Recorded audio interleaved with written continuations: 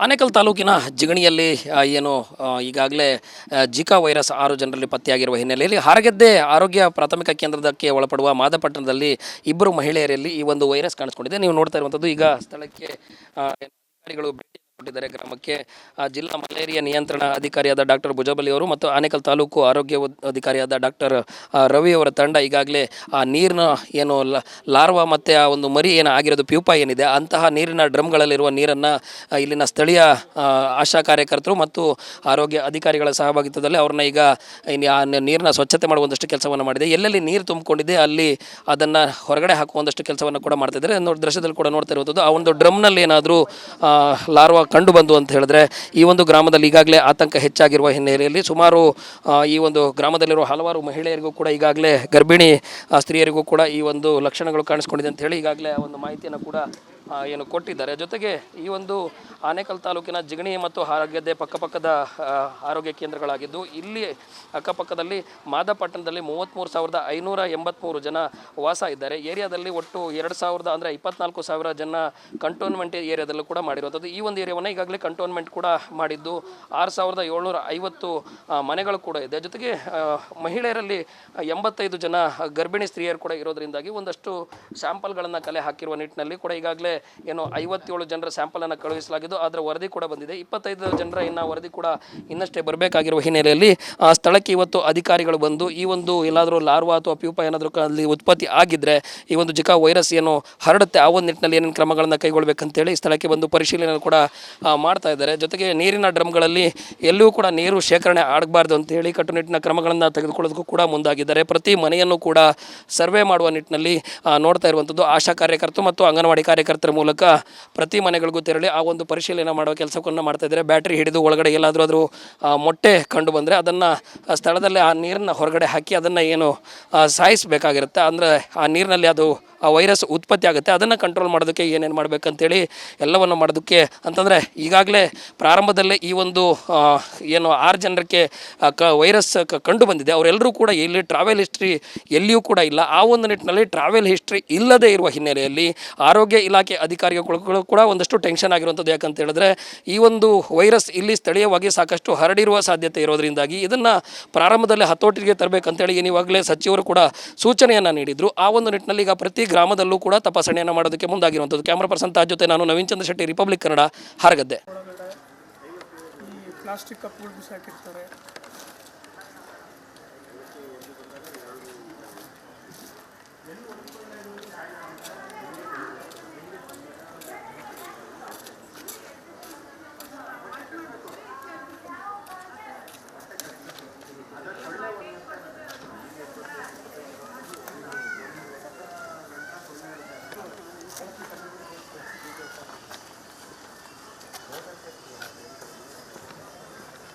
ಈ ಥರ 2-3 ದಿವಸಕ್ಕೊಂದ್ಸಲ ಟೆಮಿಕಲ್ಸ್ ಹಾಕ್ತಾ ಇರ್ತಾರೆ.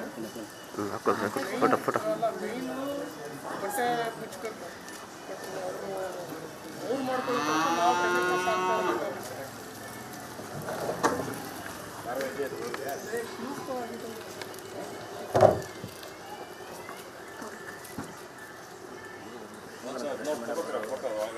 ಪ್ಯೂಪೋ ಸ್ಟೇಜ್ ಅಂತ ಹೇಳ್ತೀವಿ.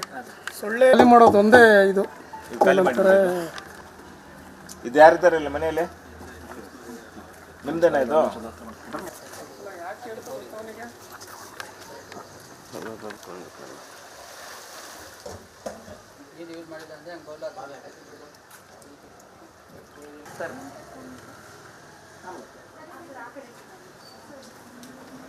ಈಗಾಗಲೇ ಇದಕ್ಕೆ ಇದು ಹಾಕಿದ್ದೀವಿ, ಟೈಮ್ ಪಾಸ್ ಹಾಕಿದ್ದೀವಿ.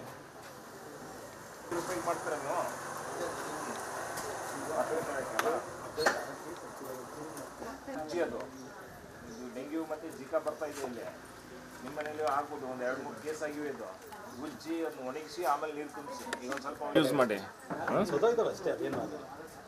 ಇದು ಇನ್ನೊಮ್ಮೆ ನೀರು ಬಂದಮೇಲೆ ಎಲ್ಲ ಖಾಲಿ ಮಾಡಿ ಚೆನ್ನಾಗಿ ಉಜ್ಜಿ ಅದು ಆಮೇಲೆ ಒಣಗಿಸಿ ಇದು ಮಾಡ್ಕೊಳ್ಳಿ.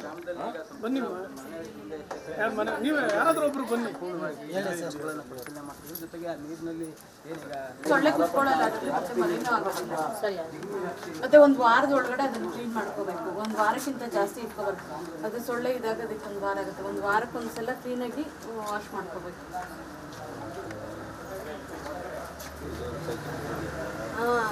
ಪ್ರೆಗ್ನೆಂಟ್ ಇದ್ರೇನೆಲ್ಲ ಎಲ್ರಿಗೂ ಬರುತ್ತೆ, ಮಕ್ಕಳು ಪ್ರೆಗ್ನೆಂಟ್ಗೆ ಬೇಗ ಬರುತ್ತೆ, ಮತ್ತೆ ವಾಸಿ ಆಗೋದಕ್ಕೂ ಕಷ್ಟ ಆಗುತ್ತಲ್ವಾ.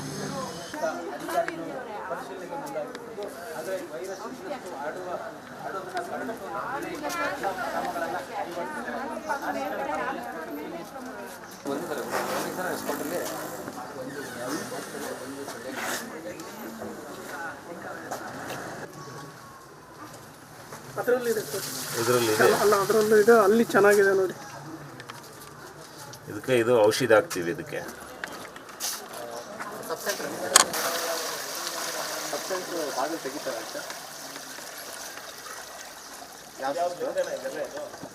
ಕೊಡಿ ಸರ್ ಅವ್ರಿಗೆ.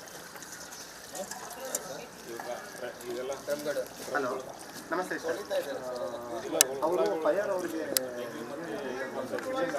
ಅನ್ಕೊಡಿ.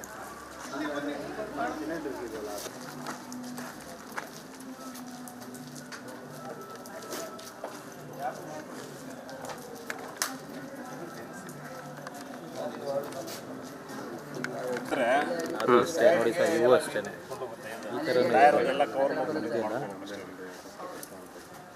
ಅದೇ ನೀರು ನಿಲ್ದಿರಂಗೆ ಮಣ್ಣಿಗೆ ತುಂಬಿಸ್ಬಿಟ್ಟು ಇಡಕ್ಕೆ ಹೇಳಿ.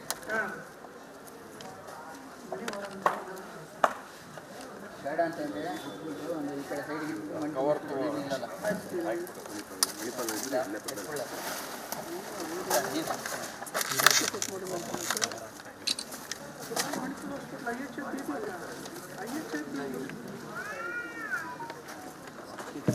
ಪ್ರೆಗ್ನೆಂಟ್ ವುಮನ್ಗಳಿಗೆ ಬಂದಿದೆ ಈಗ ನಿಮ್ಮ ಏರಿಯಾದಲ್ಲಿ.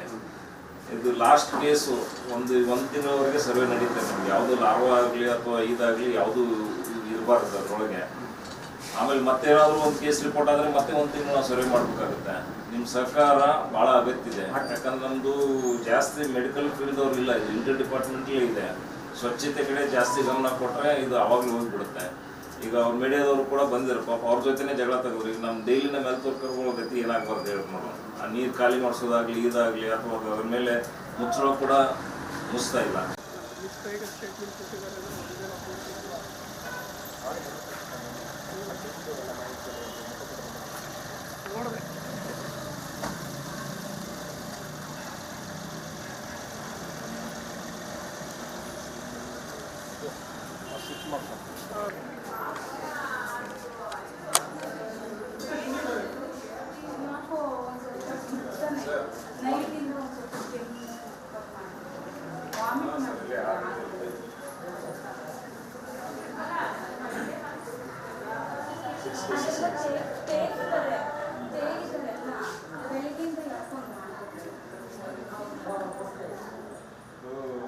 ಫಸ್ಟ್ಗೆ ಕಂಟೈನ್ಮೆಂಟ್ ಮೇಜರ್ ಮಾಡಿದ್ದಾರೆ ಸರ್. ಫಸ್ಟ್ ಕೇಸ್ ರಿಪೋರ್ಟ್ ಆದಾಗ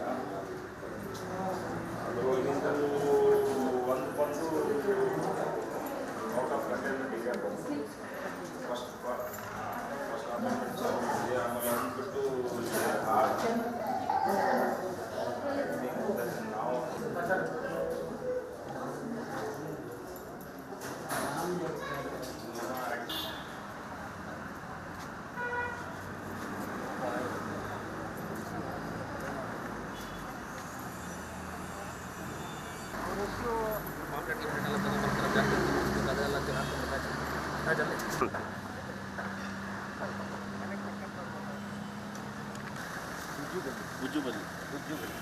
ನಾವು ಏನಾಗಿದೆ ಅದು ಅಣ್ಣ? ಜಿಲ್ಲಾ ಆರೋಗ್ಯ ಅಧಿಕಾರಿ ಏನಾಗಿದೆ ಸರ್? District malaria officer.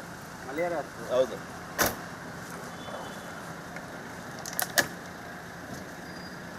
ಏನು ಸರ್ ಇದೆಲ್ಲ?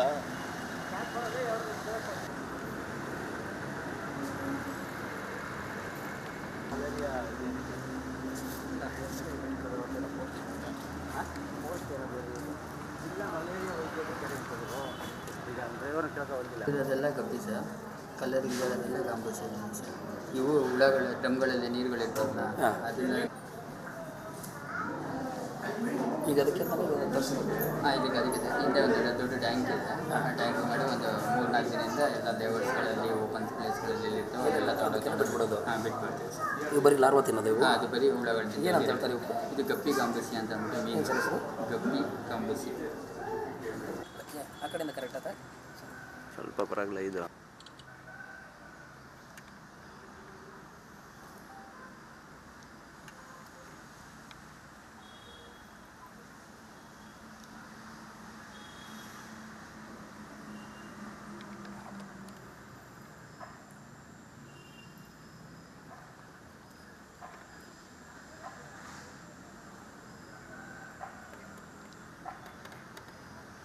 ಜಾಸ್ತಿ ತಿಂತಾವೆ. 10 ಪಟ್ಟು ತಿಂತಾವೆ. ಅಲ್ಲ ಅದು ಡೈರೆಕ್ಟ್ ಆಗಿ ಮೊಟ್ಟೆ ಬೇರೆ ಇಡಲ್ಲ ಅಂತ ಹೇಳ್ತಾರೆ. ಹ್ಞೂ, ಮೊಟ್ಟೆ ಇಡೋಲ್ಲ, ಅದು ವಿಶೇಷ. ಮೊಟ್ಟೆ ಇಟ್ಟಷ್ಟು ನೇಚರಲ್ಲಿ ಮೊಟ್ಟೆಗಳು ಹಾಳಾಗೋ ಸಾಧ್ಯತೆಗಳು ಜಾಸ್ತಿ.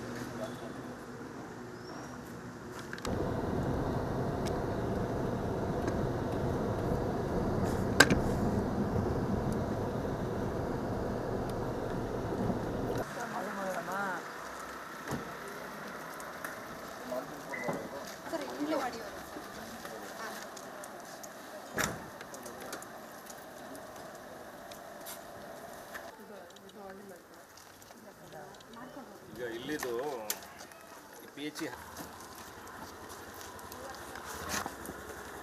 ಬನ್ನಿ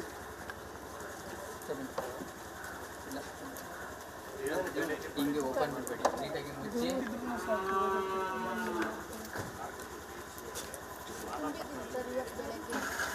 ಖಾಲಿ ಮಾಡಿದಾಗ ಫುಲ್ ಖಾಲಿ ಮಾಡಬೇಕು.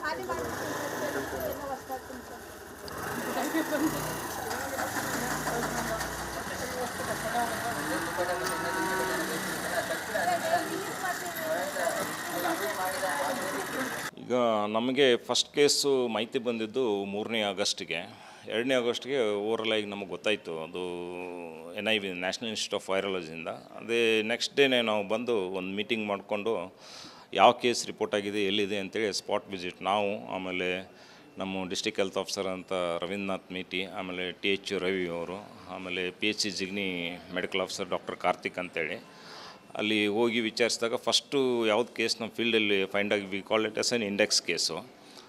ಆಮೇಲೆ ಅಲ್ಲಿ ಸಿಕ್ಕ ಮೇಲೆ ಅಲ್ಲಿ ವಿಸಿಟ್ ಮಾಡಿದ ಮೇಲೆ ದೇವರ್ ಬೇಸಿಕಲಿ ಮೈಗ್ರೇಟ್ರಿ ಪಾಪ್ಯುಲೇಷನು, ಬೇರೆ ಊರಿಂದ ಬಂದವರು ಅವರು. ಬೇರೆ ಊರಿಂದ ಬಂದವರು ಅಂದರೆ ಜಿಕಾಯಲ್ಲಿ ನಮ್ಮಲ್ಲಿ ಇರಲಿಲ್ಲ ಇಷ್ಟು ದಿನ. ಬಟ್ ಏನಾದ್ರು ಟ್ರಾವೆಲ್ ಹಿಸ್ಟ್ರಿ ಏನಾದರೂ ಇದೆ ಅಂತೇಳಿ ನಾವು ವಿಚಾರಿಸಿದಾಗ ಅವರು ಸುಮಾರು 1 ವರ್ಷದಿಂದ ಎಲ್ಲಿ ಹೋಗಿಲ್ಲ, ಇಲ್ಲೇ ಇದ್ದಾರೆ. ಅವ್ರಿಗೆ ಫೀವರ್ ಇತ್ತು. ಅವ್ರು ಮುಂಚೆ ಪ್ರೈವೇಟ್ ಕ್ಲಿನಿಕ್ ಆ ಕಡೆ ಹೋಗಿ ನಮ್ಮ ಗೌರ್ಮೆಂಟ್ ಹಾಸ್ಪಿಟಲ್ ಬಂದಾಗ ಬ್ಲಡ್ ಕಳಿಸಿದ್ದೀವಿ ನಾವು. ಅದು 3ನೇ ತಾರೀಕು ಪಾಸಿಟಿವ್ ಬಂದ ತಕ್ಷಣ ನಾವೆಲ್ಲ ಆಶಾಗಳು ಅಥವಾ ನಮ್ಮ ಮೆಡಿಕಲ್ ಟೀಮು ಅಥವಾ DH ಎಲ್ಲ ತೊಗೊಂಡು ಸುಮಾರು 3 ಗಂಟೆ ಮೀಟಿಂಗ್ ಮಾಡಿಕೊಂಡು 3 ಕಿಲೋಮೀಟರ್ಸು ನಾವು ಕಂಟೈನ್ಮೆಂಟ್ ಝೋನ್ ಅಂತ ಮಾಡ್ತೀವಿ. ಆ ವೈರಸ್ ಎಲ್ಲಿ ಔಟ್ಬ್ರೇಕ್ ಆಗಿರುತ್ತಲ್ಲ, from the spot we take the radius of 3 kilometres. Jigani ಅಲ್ಲೇನು ಹಾಸ್ಪಿಟ್ಲ್ ಹಿಂದ್ಗಡೆ ಒಂದು ಕೇಸ್ ರಿಪೋರ್ಟ್ ಆಯ್ತಲ್ಲ, ಅದು ಫಸ್ಟ್ ಕೇಸು. ಅಲ್ಲಿಂದ 3 ಕಿಲೋಮೀಟ್ರು ನಾವು ರೇಡಿಯಸ್ ಆಫು ಇದನ್ನು ಕಂಟೈನ್ಮೆಂಟ್ ಝೋನ್ ಅಂತ ತೊಗೊಂಡಿವಿ. ಅದರೊಳಗೆ ಜಿಗ್ನಿ PHC ಅಲ್ಲದೆ ಪಾರ್ಟ್ ಆಫ್ ಮಾಂತ್ಲಿಂಗ್ಪುರ್ PHC, ಆಮೇಲೆ ಪಾರ್ಟ್ ಆಫ್ ಹಾರ್ಗದ್ದೆ PHCಯಲ್ಲಿ ಆ 3 ಕಿಲೋಮೀಟ್ರ್ ಏರಿಯಾದಲ್ಲಿ ಬಂತದು. ಆಮೇಲೆ ಅದಾದಮೇಲೆ ಇನ್ನೊಂದು ವೀಕ್ ಬಿಟ್ಟು ಮತ್ತು ಇನ್ನೊಂದು 3 ಕೇಸು ರಿಪೋರ್ಟ್ ಆಯಿತು. ಆ 3 ಕೇಸ್ ಒಳಗೆ ಒಂದು 11 ವರ್ಷದ ಮಗು ಇತ್ತು, ಒಂದು ಪ್ರೆಗ್ನೆಂಟ್ ವುಮನ್ ಇದ್ಲು, ಆಮೇಲೆ ಇನ್ನೊಂದು ಬುಕ್ ಸಾಗರ್ ಅಂತೇಳಿ ಮಾಂತ್ಲಿಂಗ್ಪುರ್ PHCಗೆ ಬರುತ್ತೆ. ಅದು ಕಂಟೈನ್ಮೆಂಟ್ ಏರಿಯಾ ಝೋನ್ ಬಿಟ್ಟು ಮತ್ತೆ ಹೊರಗಡೆ ಬಂತದು. ಮತ್ತು ಅಲ್ಲಿ ಒಂದು ಕಂಟೈನ್ಮೆಂಟ್ ಝೋನ್ ಮಾಡಿದ್ವಿ 3 ಕಿಲೋಮೀಟ್ರದ್ದು. ಆಮೇಲೆ ಪ್ರೆಗ್ನೆಂಟ್ ವುಮನ್ ಹೋಗಿ ವಿಚಾರಿಸಿದಾಗ ಸಿ ವಾಸ್ ಫುಲ್ ಟರ್ಮು. ಅವಳಿಗೇನು ಸಿಮ್ಟಮ್ಸು ಜಿಕಾ ವೈರಸ್ ಅಥವಾ ಇದು ಏನೂ ಇರಲಿಲ್ಲ. But we have taken the history. ಆಮೇಲೆ ಒಂದು 2-3 ದಿನ ಆದಮೇಲೆ ಲೇಬರ್ ಪೇನ್ ಬಂದಮೇಲೆ we referred to Vani Vilas ಆಸ್ಪತ್ರೆಗೆ. ಅಲ್ಲಿ ಸಿಜೇರಿಯನ್ ಸೆಕ್ಷನ್ ಆಗಿ ಮಗು ಮತ್ತು ತಾಯಿ ಆರಾಮವಾಗಿದ್ದಾರೆ. ಅದಾದ ನಂತರ ಮತ್ತೆ 14ನೇ ಆಗಸ್ಟ್ಗೆ ಇಲ್ಲಿ ಹಾರಗದ್ದೆ PHC ಏನು ನಾವು ನಿಂತು ಮಾತಾಡ್ತಾ ಇದ್ದಿಲ್ಲ, ಇಲ್ಲಿ 2 ಮತ್ತೆ ಪ್ರೆಗ್ನೆಂಟ್ ವುಮನ್ದು ಪಾಸಿಟಿವ್ ಬಂತು. ಅವ್ರನ್ನ ಹೋಗಿ ವಿಚಾರಿಸಿದಾಗ ಒಂದು 7 ವೀಕ್ಸ್ ಇದೆ, ಒಂದು ಫಸ್ಟ್ ಟ್ರೈಮಿಸ್ಟರ್ ಒಳಗೆ ಏನೋ ಇದೆ, ಅದು ಅವರು ಕೂಡ ಆರಾಮವಾಗಿದ್ದಾರೆ. ಗರ್ಭಿಣಿಯರಿಗೆ ಇಫೆಕ್ಟ್ ಆಗಿದ್ದು 4 ಜನ, ಅದರೊಳಗೆ 1 ಡೆಲಿವರಿ ಆಗಿದೆ, 3 ಜನನೂ ಆರಾಮಾಗಿದ್ದಾರೆ. ಸರ್, ಈ ವೈರಸ್ಸಿಗೆ ನಿಯಂತ್ರಣಕ್ಕೆ ಈಗ ತಾವೆಲ್ಲರೂ ಕೂಡ ಬಂದಿದ್ದೀರಿ, ಪರಿಶೀಲನೆ ಮಾಡಿದರೆ ಏನರಿಂದ ಹರಡಿರೋ ಸಾಧ್ಯತೆ ಇರ್ಬೋದು ಸರ್? ಈಗ ಪ್ರಾಥಮಿಕವಾಗಿ ತಮಗೆ ಗೊತ್ತಾಗಿರೋದು ಈಗ ಇದು ಜಿಕಾ ಬರುವುದು ಏಡ್ಸ್ ಈಜಿಪ್ಟೆ ಅಥವಾ ಏಡ್ಸ್ ಅಲ್ಬೋಪೆಟಿಕಸ್ ಅಂತೇಳಿ ಒಂದು ಮಸ್ಕಿಟೋ ಇರುತ್ತೆ. ಡೆಂಗ್ಯೂ ಕೂಡ ಅದರಿಂದ ಬರುತ್ತೆ, ಜಿಕಾ ಕೂಡ ಅದರಿಂದ ಬರುತ್ತೆ. ಇಟ್ ಈಸ್ ಅ ವೆಕ್ಟರ್ ಅಂದರೆ ಆ ಜೀಕಾ ವೈರಸ್ಸು ಕ್ಯಾರಿ ಮಾಡುತ್ತೆ ಒಂದರಿಂದ ಒಂದು. ಬಟ್ ನಾವು ಇಲ್ಲಿದ್ದು ಹಿಸ್ಟ್ರಿ ತೊಗೋಬೇಕಾದ್ರೆ ಒಂದು ಟ್ರಾವೆಲ್ ಹಿಸ್ಟ್ರಿ ಎಲ್ಲಾದರೂ ಜೀಕಾ ಅಫೆಕ್ಟೆಡ್ ಏರಿಯಾಗೆ ಏನಾದರೂ ಫಸ್ಟ್ ಪೇಷಂಟ್ ಏನಾದರೂ ಹೋಗಿದ್ರೆ ಮಾಡಿದರೆ ಅಲ್ಲಿಂದ ಏನಾದರೂ ಕ್ಯಾರಿ ಮಾಡಿದ್ದಾರೆ ವೈರಸ್ ಅಂತೇಳಿ ಒಂದು ವಿಚಾರ ಇತ್ತು. ಬಟ್ ಟ್ರಾವೆಲ್ ಹಿಸ್ಟ್ರಿನೇ ಇದ್ದಾಗ ನಾವೇನು ತಿಳ್ಕೊಂಡಿವಿ ಅಂದರೆ Zika virus is circulating over here. ಅದಕ್ಕೆ ನಿಯಂತ್ರಣ ಕ್ರಮಗಳು ಏನು ಮಾಡಿದ್ವಿ ಅಂದರೆ ಫಸ್ಟ್ ಕೇಸು ಇದಾದಮೇಲೆ ಒಂದು 22 ಟೀಮ್ ಮಾಡಿದ್ದೀವಿ ನಾವು. 22 ಟೀಮ್ ಮಾಡಿಕೊಂಡು ಆಯಾ ಮನೆಗಳಿಗೆ ಹೋಗಿ ಈ ಜೀಕಾ ವೈರಸ್ ಆಗಲಿ ಅಥವಾ ಇದು ಡೆಂಗ್ಯೂ ಆಗಲಿ ಈ ಶೇಖರಣೆ ಆಗೋಂಥ ನಿತ್ಯ ನೀರಲ್ಲಿದೆಯಲ್ಲ ಇಲ್ಲಿ ಸಳ್ಳು ಉತ್ಪತ್ತಿಗಳು ಜಾಸ್ತಿ ಆಗುತ್ತೆ. ಅಲ್ಲಿ ಲಾರ್ವಾಗಳು ಜಾಸ್ತಿ ಇರುತ್ತೆ. ಲಾರ್ವಾ ಅಂದರೆ we go for the source reduction activities.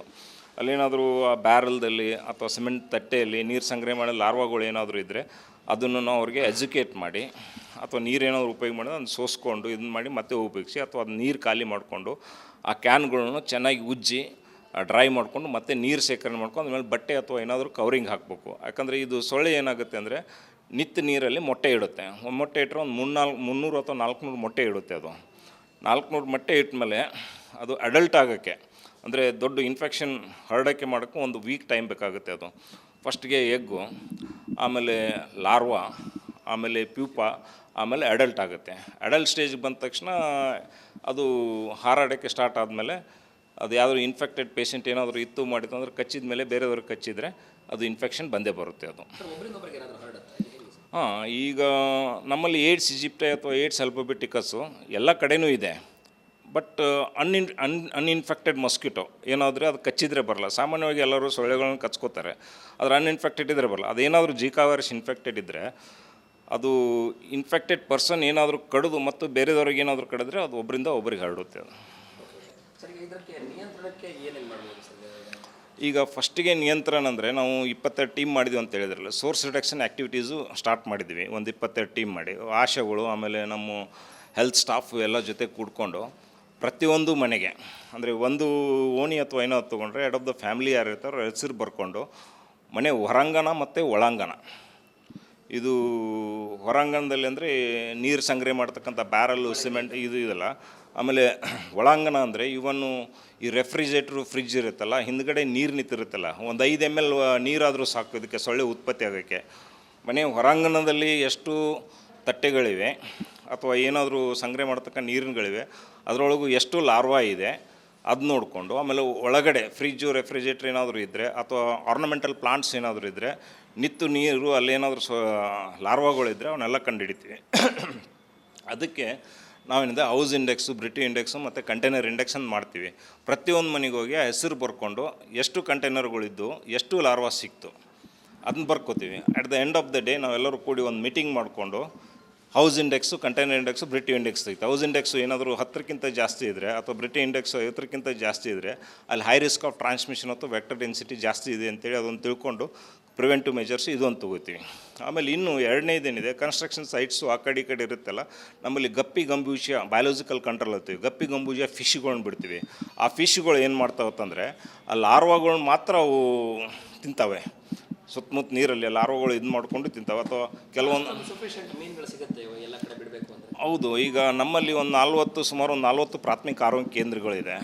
ಅಲ್ಲಿ ಪ್ರತಿಯೊಂದು ಪ್ರಾಥಮಿಕ ಆರೋಗ್ಯ ಕೇಂದ್ರಗಳಲ್ಲಿ ನಾವು ಫಿಶ್ ಟ್ಯಾಂಕ್ ಅಥವಾ ಹ್ಯಾಚರೀಸ್ ಅಂತೇಳಿ ಮಾಡಿದ್ದೀವಿ. ಆ ಹ್ಯಾಚರೀಸಲ್ಲಿ ನಾವು ಏನು ಮಾಡ್ತೀವಿ, ಫಿಶ್ ಬ್ರೀಡಿಂಗ್ ಮಾಡ್ತೀವಿ. ಈ ಗಪ್ಪಿ ಗಂಬೂಷಿಯ ಫಿಶ್ ನಮ್ಮಲ್ಲಿ ಎಲ್ಲ ಬೆಂಗಳೂರು ಅರ್ಬನ್ PHಲ್ಲಿ ಸಾಕಷ್ಟು ಮೀನುಗಳು ಎಲ್ಲ ಕೂಡ ಈಗಲೂ ನೀವು ನೋಡಿರ್ಬೇಕು. ಹಿಂದ್ಗಡೆ ಒಂದು ಹ್ಯಾಚರಿ ಇದೆ, ಇಲ್ಲಿ ಮೀನುಗಳು ಇದ್ದಿದ್ದು ಸುತ್ತಮುತ್ತ ಏನಿದೆಯಲ್ಲ ಪ್ರಿವೆಂಟಿವ್ ಮೆಜರ್ಸ್ಗೆ ಇಲ್ಲಿಯೂ ಕೂಡ ಇದು ಮಾಡ್ತೀವಿ.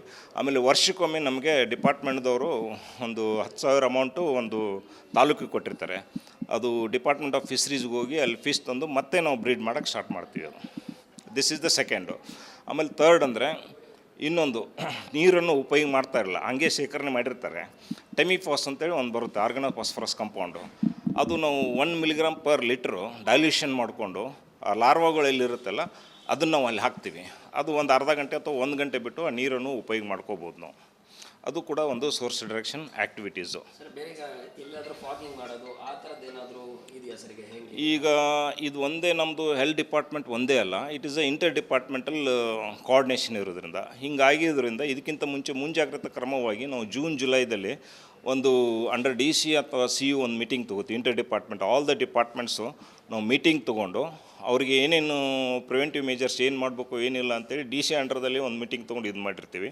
ಆಮೇಲೆ ಈಗ ಈ ಕೇಸ್ಗಳು ರಿಪೋರ್ಟ್ ಆದಮೇಲೆ ಆಯಾ ಪಿ ಡಿ ಒಗಳಿಗೆ ಅಥವಾ ಆಯಾ ಪಟ್ಟಣ ಪಂಚಾಯತಿ ಅಥವಾ ಏನಾದರೂ ವಾಟರ್ಮ್ಯಾನ್ಗಳಿಗೆ ಇವೆಲ್ಲ ಮೀಟಿಂಗ್ ತೊಗೊಂಡು ಏನು ಕ್ರಮಗಳು ನಾವು ತೊಗೋಬೇಕು ಅಂತೇಳಿ ಅವ್ರಿಗೆ ಒಂದೆರಡು ಸಲ ಮೀಟಿಂಗ್ ಕೂಡ ಮಾಡಿದ್ದೀವಿ.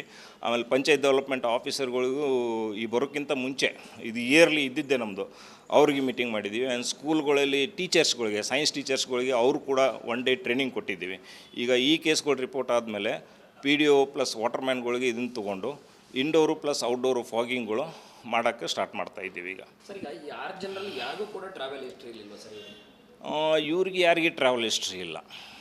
ಅಂದರೆ ಇದು ಇಲ್ಲಿ ನಮ್ಮಲ್ಲೂ ಕೂಡ ಈಗ ಪ್ರಾರಂಭ ಆಗಿದೆ ಅಂತ. ಅಂದರೆ ಈ ರೀತಿ ನೋಡಬೇಕಾದ್ರೆ ನಾವು ಈಗ ಇನ್ನೊಂದು ಹೇಳ್ಬೇಕಂದ್ರೆ ನಮ್ಮ ಪ್ರಿವೆಂಟಿವ್ ಮೇಜರ್ಸು ಇದು ಸುಮ್ಮನೆ ನಾವು ಜಿಕಾ ಅಂತ ಹೇಳಲ್ಲ, ಬಟ್ ವಿ ಕಲೆಕ್ಟ್ ದ ಮೊಸ್ಕಿಟೋಸು, ಅಂದರೆ ಸುತ್ತಮುತ್ತ ಏರಿಯಾ ಇರ್ತಕ್ಕಂಥ ಮೊಸ್ಕಿಟೋಸ್ ಎಂಟಮಲಾಜಿಕಲ್ ಸರ್ವೆಲೆನ್ಸ್ ಅಂತೀವಿ. ಆ ಮನೆಗಳಿಗೆ ಹೋಗಿ ಅಥವಾ ಆ ಏರಿಯಾಗೆ ಹೋಗಿ ಆ ಮೊಸ್ಕಿಟೋ ನಾವು ಕ್ಯಾಚ್ ಮಾಡಿ ಅದನ್ನು ಕೂಡ ನಾವು ರಕ್ತ ಮಾದರಿಗಳನ್ನ ಹೆಂಗೆ ಲ್ಯಾಬಿಗೆ ಕಳಿಸ್ತೀವಲ್ಲ ಅವನು ಕೂಡ ನಾವು ನ್ಯಾಷನಲ್ ಇನ್ಸ್ಟಿಟ್ಯೂಟ್ ಆಫ್ ವೈರಾಲಜಿ ಕಳಿಸಿ ಅದರಲ್ಲಿ ಏನಾದರೂ ಜಿಕಾ ವೈರಸ್ ಇದೆ ಅಂತೇಳಿ ಕಂಡುಹಿಡಿಯೋಕ್ಕೆ ಕೂಡ ನಾವು ಇದು ಮಾಡ್ತೀವಿ. ಈಗ ಫಸ್ಟಿಗೆ ನಾವು ಜಿಗ್ನಿಯಲ್ಲಿ ಇದು ಮಾಡಿದ್ವಲ್ಲ, ಈಗ ಕಂಟೈನ್ಮೆಂಟ್ ಏರಿಯಾ ಅಂತೇಳಿ ಒಂದು 3 ಕಿಲೋಮೀಟ್ರ್ ಮಾಡಿದ್ವಲ್ಲ, ಅಲ್ಲಿ 227 ಗರ್ಭಿಣಿಯರು ಕೂಡ ಅಲ್ಲಿ ಅಫೆಕ್ಟ್ ಆಗುತ್ತೆ. ಫಸ್ಟಿಗೆ ವಿ ಟಾರ್ಗೆಟ್ ದ ಗರ್ಭಿಣಿಯರು. ಅವರು ಏನು ಸಿಮ್ಟಮ್ಸ್ ಇರೋದು ಕೂಡ ಅವ್ರದ್ದು ರಕ್ತ ಮಾದರಿ ಮತ್ತು ಮೂತ್ರ ಮಾದರಿಯನ್ನು ತೊಗೊಂಡು ಲ್ಯಾಬಿಗೆ ಕಳಿಸ್ತೀವಿ. ಸುಮಾರು 227 ಗರ್ಭಿಣಿಯರು ಆ ಜಿಗ್ನಿ PH ಏರಿಯಾದಲ್ಲಿ ಇದ್ದರು. ಅದರೊಳಗೆ ಒಂದು 200 ಸ್ಯಾಂಪಲ್ಗಳು ಹೋಗಿವೆ, ಇನ್ನೊಂದು 20-25 ಕೂಡ ಬಾಕಿ ಇದೆ ಅಷ್ಟೇ. ಈಗ ಆ ಸ್ಯಾಂಪಲ್ ನಮ್ಮ ಆರ್ಗದ್ದೆ ಗ್ರಾಮ ಪಂಚಾಯತಿ ಒಟ್ಟು 10 ವಿಲೇಜ್ ಇದೆ. 10 ವಿಲೇಜಲ್ಲೂ ನಾವು ಗ್ರಾಮ ಪಂಚಾಯತಿ ವತಿಯಿಂದ ಚರಂಡಿಗಳು ಸ್ವಚ್ಛತೆ, ವಾಟ್ರ್ ಕ್ಲೀನಿಂಗು ಮತ್ತು ಚರಂಡಿಗಳು ಕ್ಲೀನಿಂಗು, ಬ್ಲೀಚಿಂಗ್ ಪೌಡ್ರ್ ಹಾಕ್ಸಿ ಎಲ್ಲ ಕ್ಲೀನ್ ಮಾಡಿ, ಮತ್ತು ಡೆಂಗು ಇದ್ರ ಬಗ್ಗೆ ಪಾಂಪ್ಲೆಟ್ ಈ ಥರ ಗ್ರಾಮ ಪಂಚಾಯತಿಯಿಂದ 5,000 ಪಾಂಪ್ಲೆಟ್ ಹೊಡಿಸಿ ಎಲ್ಲ ಕಡೆ ವಿತರಣೆ ಮಾಡ್ತಾಯಿದ್ದೀವಿ. ಸಾರ್ವಜನಿಕ ಅವೇರ್ನೆಸ್ ಕ್ರಿಯೇಟ್ ಮಾಡ್ತಾಯಿದ್ವಿ. ಮತ್ತು ಈಗ ಚಿಕನ್ ವೈರಸ್ ಮತ್ತು ಡೆಂಗಿ ಮತ್ತು ಚಿಕನ್ಗುನ್ಯಾ ಜ್ವರ ನಿಯಂತ್ರಣಕ್ಕೆ ಮುಂಜಾಗ್ರತಾ ಕ್ರಮ ಕೈಗೊಳ್ಳಬೇಕೆಂದು ಆರೋಗ್ಯ ಇಲಾಖೆಯಿಂದ ಡಾಕ್ಟ್ರುಗಳು ಲೆಟ್ರ್ ಕೊಟ್ಟಿದ್ದಾರೆ. ಅದರ ಪ್ರಕಾರ ಇವಾಗ ಅವ್ರು ಬಂದು ಸರ್ವೇನೂ ಮಾಡ್ತಾಯಿದ್ದಾರೆ. ನಮ್ಮ ಪಂಚಾಯತಿಯಿಂದ ವಾಟರ್ಮ್ಯಾನ್ಗಳನ್ನೆಲ್ಲ ಕರೆದು ಮೀಟಿಂಗ್ ಮಾಡಿ ನಾವು ಗ್ರಾಮ ಪಂಚಾಯತಿಯಿಂದ PDO, ಸೆಕ್ರೆಟ್ರಿ, STA, ಬಿಲ್ ಕಲೆಕ್ಟ್ರುಗಳು, ವಾಟರ್ಮ್ಯಾನ್ಗಳು ಎಲ್ಲರೂ ಮನೆಗೆ ಹೋಗಿ ಪಾಂಪ್ಲೆಟ್ಗಳು ವಿತರಣೆ ಮಾಡಿ ಇದ್ರ ಬಗ್ಗೆ ನೀರು ಶೇಖರಣೆ ಮಾಡಿ ಇಟ್ಕೊಳ್ಳೋದ್ರಿಂದ ಮೇಲೆ ಮುಚ್ಚಬೇಕು ಮತ್ತು ಸ್ವಚ್ಛವಾಗಿ ವಾರಕ್ಕೊಂದು ಸರಿ ಎಲ್ಲ ಸ್ವಚ್ಛ ಮಾಡಿಕೊಂಡು ಹೊಸ ನೀರು ಮಡಿಕೊಬೇಕು. ಇದನ್ನೆಲ್ಲ ಅವೇರ್ನೆಸ್ ಕ್ರಿಯೇಟ್ ಮಾಡ್ಕೊಂಡು ಜನಗಳು ಪಬ್ಲಿಕ್ಗೆ ಪ್ರಚಾರ ಮಾಡ್ತಾಯಿದ್ದೀವಿ. ನಾವು ಪಂಚಾಯತಿಂದ ಏನೇನು ಮಾಡಬೇಕು, ಅಧ್ಯಕ್ಷರು, ಮೆಂಬರು, ಉಪಾಧ್ಯಕ್ಷರುಗಳು ಎಲ್ಲರೂ ಇದನ್ನು ಮಾಡಿ ಮಾಡ್ತಾಯಿದ್ದೀವಿ. ಗ್ರಾಮ ಪಂಚಾಯತಿಯಿಂದ ಆರೋಗ್ಯ ಇಲಾಖೆ ಹೋಗ್ತವ್ರೆ, ಜನ ಸಪೋರ್ಟ್ ಮಾಡ್ತಾರೆ. ಇಲ್ಲ, ಆರೋಗ್ಯ ಇಲಾಖೆಯವರು ಬಂದಿದ್ದಾರೆ. ನಮ್ಗೆ ಅವ್ರು ಫೋನ್ ಮಾಡಿದ್ರೆ ನಾವು ಅವ್ರ ಜೊತೆಲಿ ಹೋಗಿ ಅವ್ರಿಗೆ ಮನವರಿಕೆ ಮಾಡಿ ಸಾರ್ವಜನಿಕರಿಗೆಲ್ಲ ತಿಳುವಳಿಕೆ ಹೇಳೋವು. ಆದರೆ ನಮ್ಮ ಮಾಹಿತಿ ಗೊತ್ತಿರಲಿಲ್ಲ. ಈಗ ಹೇಳಿದ್ದಾರೆ. ಇವಾಗ ಅವರು ನಾವೆಲ್ಲ ಕಮೆಂಡ್ ಆಗಿ ಸರ್ವೆ ಮಾಡಿ ನಾವು ಅಧ್ಯಕ್ಷರು, ಮೆಂಬರ್ಗಳು, ಆ ವಾರ್ಡ್ ಸದಸ್ಯರುಗಳು ಎಲ್ಲ ಸೇರಿ ಜನಗಳಿಗೆ ತಿಳುವಳಿಕೆ ಹೇಳಿ ಅವ್ರಿಗೆ ಈ ಕಾಯಿಲೆನ ಅವಾಯ್ಡ್ ಮಾಡೋದಕ್ಕೆ ಯಾವ ರೀತಿ ಮಾಡಬೇಕು ಕ್ರಮ ತಗೊಂತೀವಿ ನಾವು. ಅಲ್ಲ, ಈಗ ಲಾರ್ವಾಸ್ ಪತ್ತೆ ಆಗ್ತಿದೆ ಅಂದರೆ ಪಬ್ಲಿಕ್ಗೆ ಅವೇರ್ನೆಸ್ ಕ್ರಿಯೇಟ್ ಮಾಡಬೇಕು ನಾವು. ಕಾರಣ ಏನು ಅಂದರೆ ಆ ನೀರು ಶೇಖರಣೆ ಮಾಡಬೇಕಾದ್ರೆ ಅದರಲ್ಲಿ ಸೊಳ್ಳೆಗಳು ಉತ್ಪತ್ತಿ ಆಗ್ತವೆ. ಆ ಮೇಲೆ ಮುಚ್ಕೊಬೇಕು, ನೀಟಾಗಿ ಇಟ್ಕೊಬೇಕು ಮತ್ತು ಅವಾಗಕ್ಕೆ ಸ್ವಚ್ಛ ಮಾಡಿ ಇಟ್ಕೊಬೇಕು ಅಂತ ಅವ್ರಿಗೆ ಮನವರಿಕೆ ಮಾಡೋದಕ್ಕೆ ಪ್ರಯತ್ನ ಪಡ್ತೀವಿ. ಗ್ರಾಮ ಪಂಚಾಯತಿಯಿಂದ ಚರಂಡಿಗಳು ಸ್ವಚ್ಛತೆ ಮಾಡ್ತಾಯಿದ್ದೀವಿ ಮತ್ತು ಎಲ್ಲ ಜನಗಳಿಗೆ ಪಾಂಪ್ಲೆಟ್ಗಳೆಲ್ಲ ಮಾಡಿ ಹಂಚ್ತಾ ಇದ್ದೀವಿ. ಮತ್ತು ಫಾಗಿಂಗ್ ಮಿಷಿನ್ ಹೊಸದಾಗಿ ತರಿಸಿದ್ದೀವಿ, ಫಾಗಿಂಗ್ ಮಾಡ್ತಾಯಿದ್ದೀವಿ. ಮತ್ತು ಸೊಳ್ಳೆ ಔಷಧಿಗೆ ಉಡಿಸ್ತಾ ಇದ್ದೀವಿ. ಚರಂಡಿ ಕ್ಲೀನ್ ಮಾಡಿ ಬ್ಲೀಚಿಂಗ್ ಪೌಡ್ರ್ ಹಾಕ್ಸ್ತಾ ಇದ್ದೀವಿ. ಟ್ಯಾಂಕ್ಗಳನ್ನೆಲ್ಲ ಸ್ವಚ್ಛ ಮಾಡಿಸ್ತಾ ಇದ್ದೀವಿ. ಇದನ್ನೆಲ್ಲ ಮಾಡ್ತಾಯಿದ್ದೀವಿ.